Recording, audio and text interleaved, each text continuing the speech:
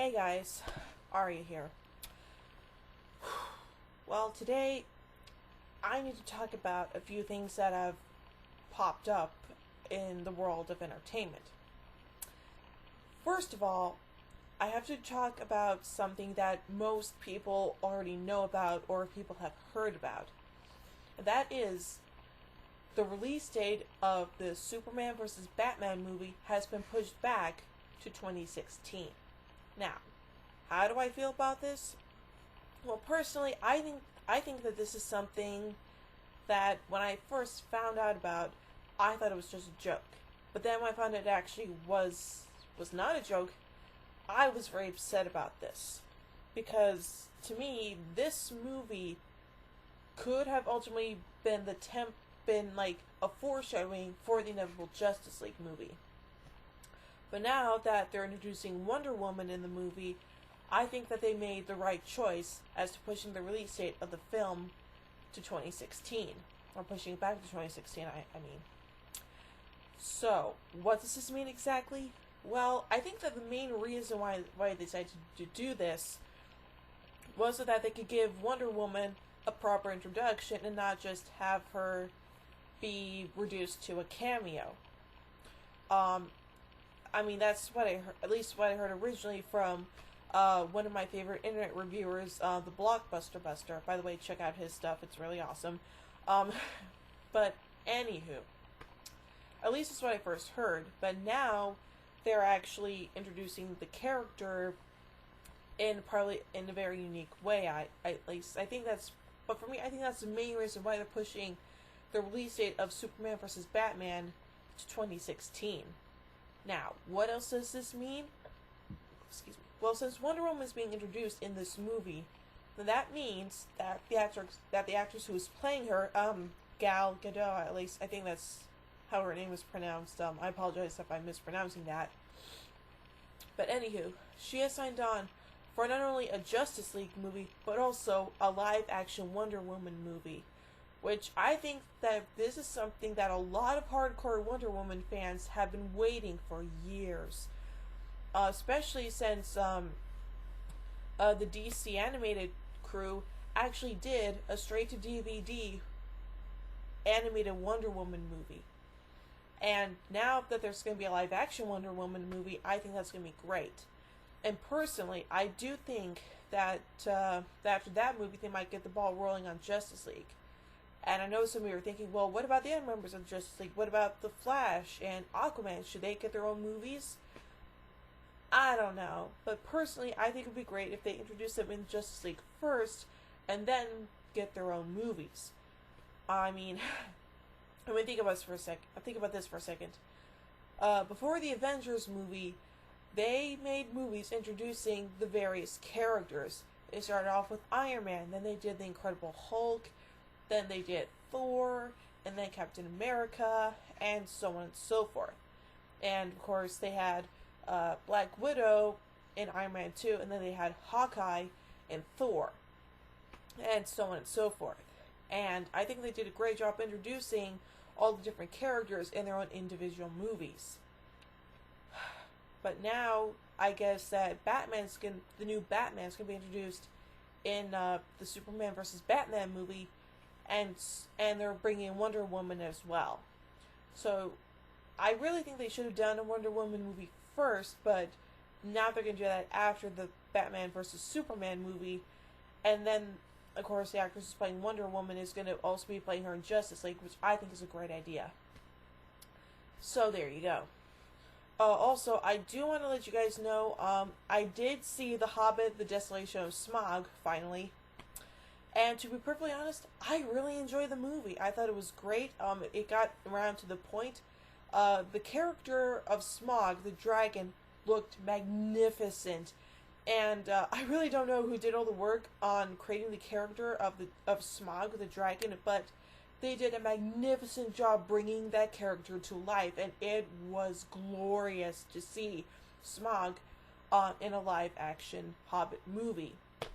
Unfortunately, though, it did end on somewhat of a cliffhanger, but thankfully, later on this year, we will see the Hobbit trilogy come to its conclusion in The Hobbit There and Back Again, which I am really looking forward to a lot, because I do really want to see how they're going to end the story, especially for those who haven't read the book and so on and so forth. So there you go. I mean, all I know is that they had to give, I mean, as far as I know, they had to do a couple things. They have to kill Smaug, make sure that Thorin gets the Arkenstone, and then also have Bilbo, find some way to get Bilbo home to the Shire. I mean, that's pretty much all they gotta do. They have to do 3 things, and I'm pretty sure all those things are going to take up, like, a large portion of the story. So there you go. But overall, I thought that the movie was really, really good. And again, Smaug looked magnificent. And I'm really hoping that they don't just, like, come off in, like, the first, like, 5 or 10 minutes in the next movie. So there you go. Also, and this last thing we'll talk about, and it's on a very, very sad note. Now, for those of you who don't know, by now, there is, there was a producer on thatguywiththeglasses.com who had his own web show called You Can Play This, in which the host talked about various Japanese video games and actually tried to win them and so on and so forth. And that guy's name was Justin Carmichael, aka JewWario. And I regret to inform you all that he has passed away. Now, I'm not going to tell you guys how he passed away, but all I do know is that he is no longer alive. He's dead. He is gone. And a lot of people on thatguywiththeglasses.com are still reeling from that news. Now, personally, I never watched his show, but I did see him in a couple of the anniversary specials, mainly Kick-Assia and To Boldly Flee. And I also know that he did a crossover episode with a Nostalgia Chick during her Les Miserables musical review. So there you go. But to be perfectly honest, did I really want to watch this show? Probably not. But that's not because I'm not into video games, so like that. It's just, okay, I should probably rephrase that. I do like video games. I'm just not into Japanese video games. I'm mainly interested in video games here in the States. I mean, I have an Xbox. I sometimes play video games on that. Mainly Guitar Hero and Dragon Ball Z Burst Limit and Rock Band. But to be perfectly honest, I wish I had checked out his show, because I would have loved it. As a video game fan, I would have loved it. But unfortunately, I never got the chance to. So there you go.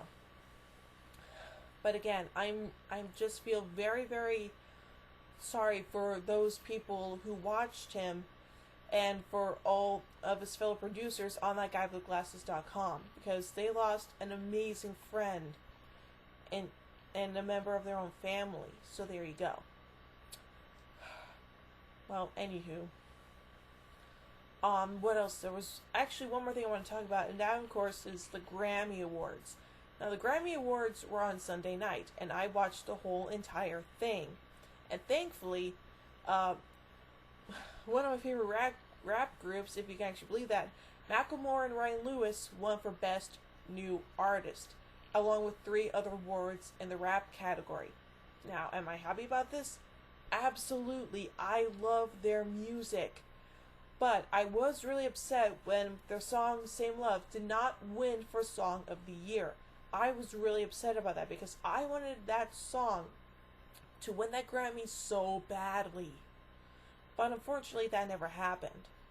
But as far as I'm concerned, the rest of the Grammys were awesome. I mean, yeah, sure, there were some weird moments here and there, but to be perfectly honest, the rest of the show was magnificent, and I loved it. If I could pick a favorite performance, it would be, well, actually, I have 2 favorite performances. The first one was Same Love, done by Macklemore and Ryan Lewis, featuring Madonna, and also Queen Latifah was there. And they get this, Queen Latifah actually officiated a huge marriage ceremony at the Grammy Awards, where she married not only straight couples, but also gay and lesbian couples. And to me, that was awesome. And the second performance I enjoyed the most was that of Pink and Nate Ruess from the band Fun. Now, Pink performed first, and she did her song Try. And then Nate Ruess from Fun came out, and they did their huge duet, Just Give Me a Reason. And that song is awesome. Seriously, if you haven't checked it out yet, do so, because it is awesome. Well, that's pretty much all I have to say for now. Later on, I will be naming my top 10 favorite movies from last year. So there you go. So, until next time, this is Spyco670, signing off.